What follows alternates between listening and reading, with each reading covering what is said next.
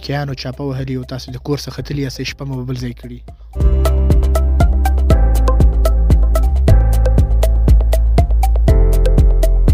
د جنګونو ښکار وه ورځو او د هغې ځای له خلکو سره خبرې اترې کوو او د هغې ځای ښکلاوې تر تاسو در رسوو. خبره دا ده چې دا خلکو عاید ټول د افغانستان پخوانی کلتور او فرهنګ په پورې تړاو لري، لکه مالداري کوي دا خلک.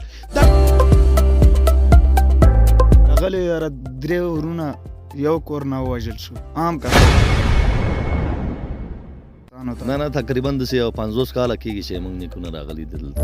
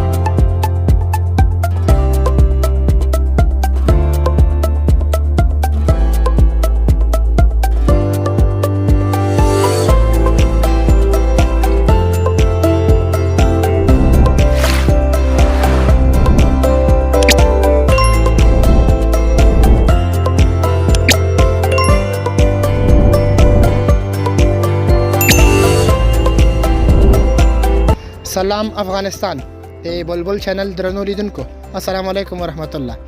هیله من یم چې روغ جوړ او د عافیت جامې به پر تن لرئ.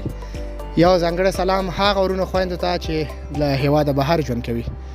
موږ د لغمان ولایت څخه یوه بله خپرونه تاسو ته ترتیب کوو. زموږ نننۍ خپرونه به د مرکز پورې اړوند د پنجپای د سیمې څخه وي، هغه سیمه چې تر ډېره د پرمختګ او د ترقۍ څخه وروسته پاتې شوې. د جنګونو ښکار وه ورځو او د هغې ځای له خلکو سره خبرې اترې کوو او د هغې ځای ښکلاوې تر تاسو در رسوو. له موږ سره پاتې شئ.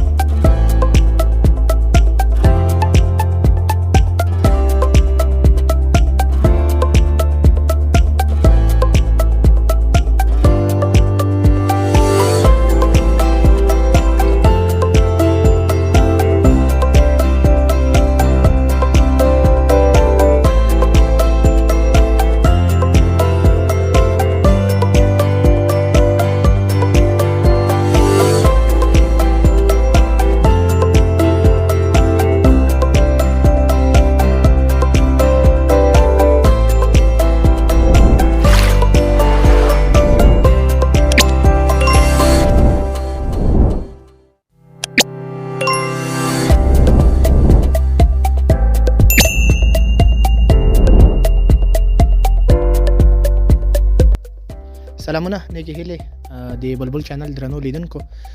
دا ځل د لغمان ولایت مرکز پورې اړوند یو ډېرې جالبې سیمې ته راغلي یو. دلته به د دې سیمې یو ځوان سره مرکه لرو او د دې سیمې په هکله به له ده څخه واورو چې دا سیمه څه شی نومیږي او دا سیمه د کوم ځای مربوط ده او د دې سیمې په اړوند به له سره ډېر پوه شو.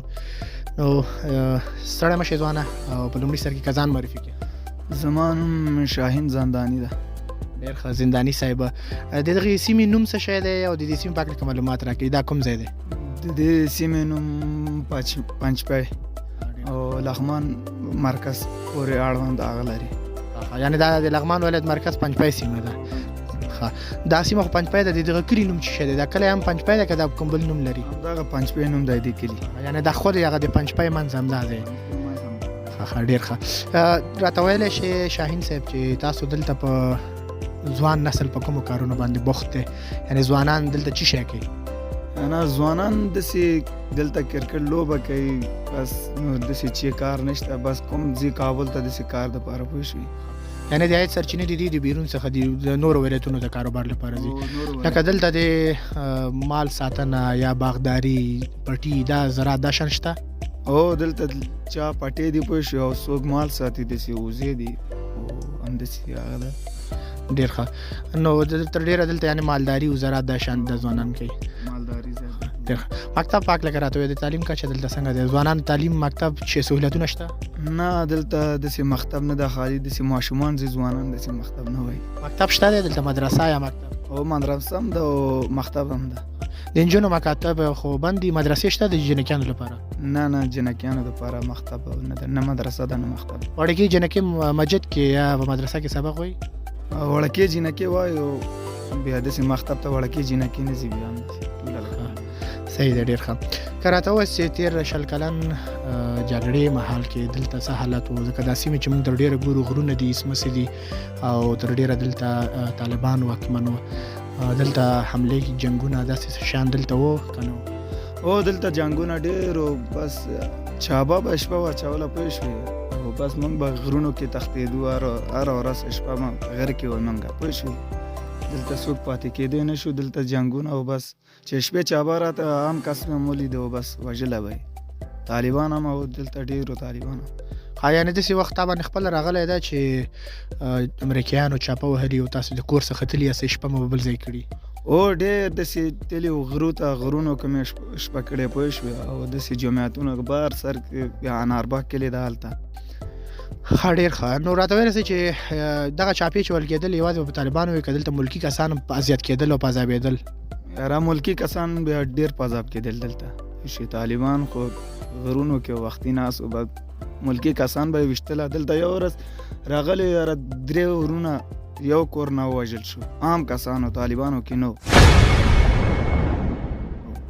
شهیدان شو هغه هم. یعنی دا هغه کسانو چې طالبانو سره تړاو نه درلودو خو ملکي کسانو؟ او ملکي کسانو هغه خالي دوکانداري کوو، ګاډې به چلوي، سوالۍ به چلولې د لغمان په هغه مرکز پورې داسې هغه کوله او بیا هماغه ویشتلي وو. وایي طالبانو ته تاسو هغه کوي د مرمیغانې وړي او داسې دغسې ده، هغه هم بیا ویشتلي. اوس حالت څنګه دی؟ اوس حالت ښه دی؟ امنیت شته دی که نشته؟ اوس څنګه ارزوئ د حالتونه؟ اوس والله ماشاءالله ډېر ښایسته امنیت دی دلته پوه شوې. چې ډز یې وشي بس دلته امنیت رسېږي، هېڅ څوک دلته بیا هغه کولی نه شي. څوک چې دلته راسي چا څوک پوښتنه نه کوي چې څنګه ګرځي یا څنګه. ډېر ښه حالات دي ماشاءالله. څه غوښتنه لرئ اوس له موجوده حکومت څخه چې تاسو څه وکړي؟ څه شی ضرورتونه لرئ؟ په کومه برخه کې ستاسو ضرورتونه دي تر څو هغوی ستاسو دغه تشه ډکه کې او زموږ د بلبل چینل له لارې ستاسو غږ واوري؟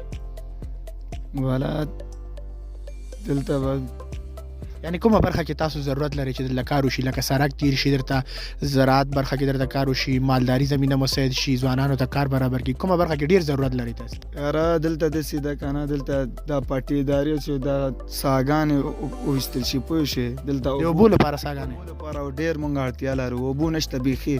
اوس مونږ خپله لرې ځای نه اوبو راوړو والا او دلته سړک باید جوړ شي پوه شوې او ځوانان په کارونو باندې بوخت شي بیخي. دلته ځوان نسل دلته شته دی چې که مثال د کار زمینه مساعد شي؟ دلته تاسو ځوانان لرئ چې هغوی دلته کار وکړي؟ او ماشاءالله داسې ډېر ځوانان دي دلته، داسې 100 ځوانان هم ډېر اوزګار ګرځي، خالي کرکټ کوي بس نه اوزګاره دي هغه.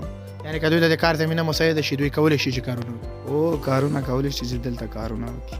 ډېر ښه. ډېر مننه چې موږ ته مرکې ته حاضر شوې. وروستۍ کې د پیغام راته ووایه چې نورو خلکو ته د پیغام څه شی دی؟ نورو خلکو ته دا پیغام لرم چې ځوانان داسې کارونه باندې بوخت شي، باید کار وکړي پوه شوې او اوزګار به مه ګرځي او همدا پیغام. ډېره مننه شاهین صاحب، کور مودان.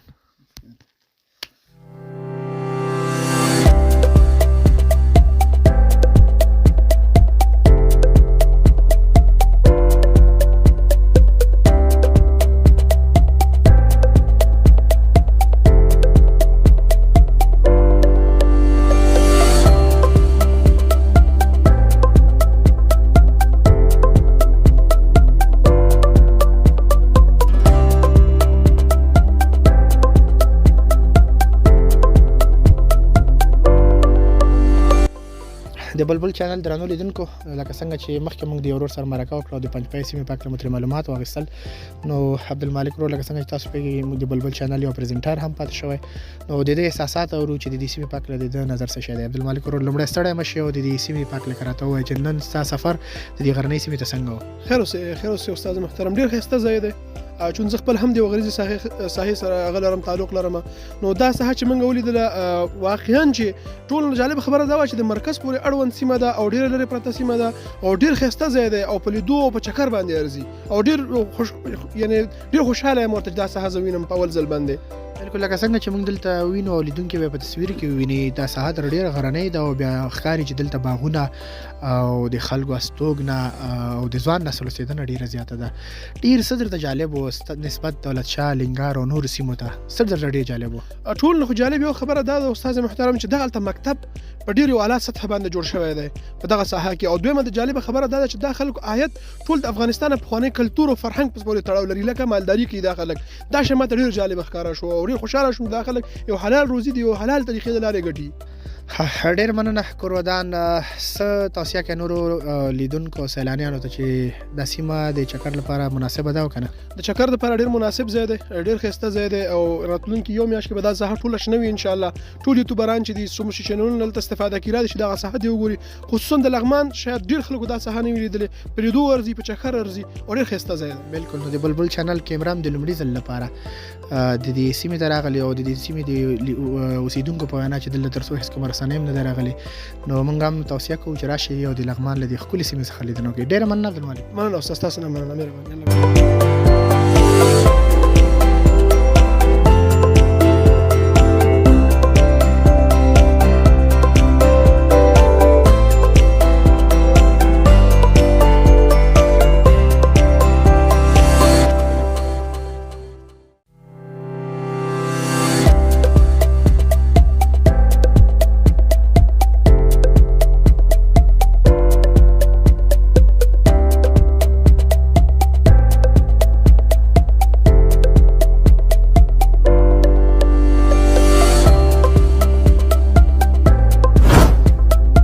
درنو لیدونکو د دې سیمې یو ځوان سره خبرې اترې لرو.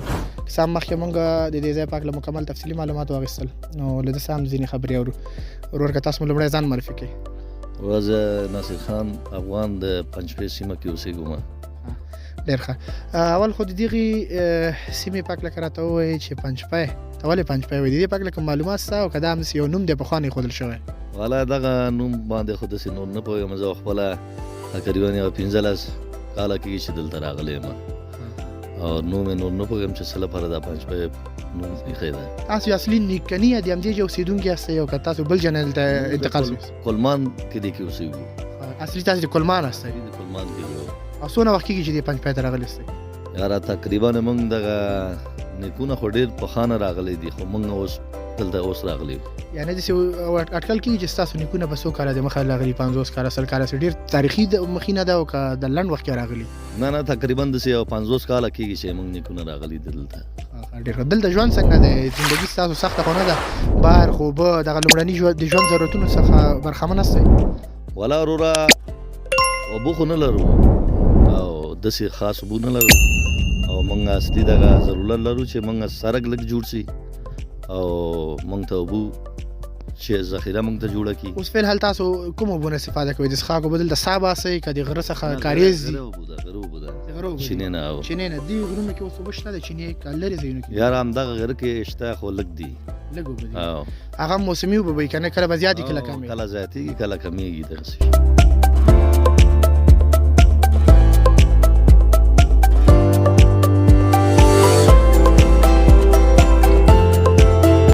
درنو لیدونکو دا وه زموږ د نن ورځې خپرونه چې د لغمان ولایت مرکز پورې اړوند د پنجپی له سیمې څخه مو تاسو ته وړاندې کړه. هیله مند یم چې خپرونه به مو د پام وړ ګرځېدلې وي. تر بلې خپرونې د الله په امان.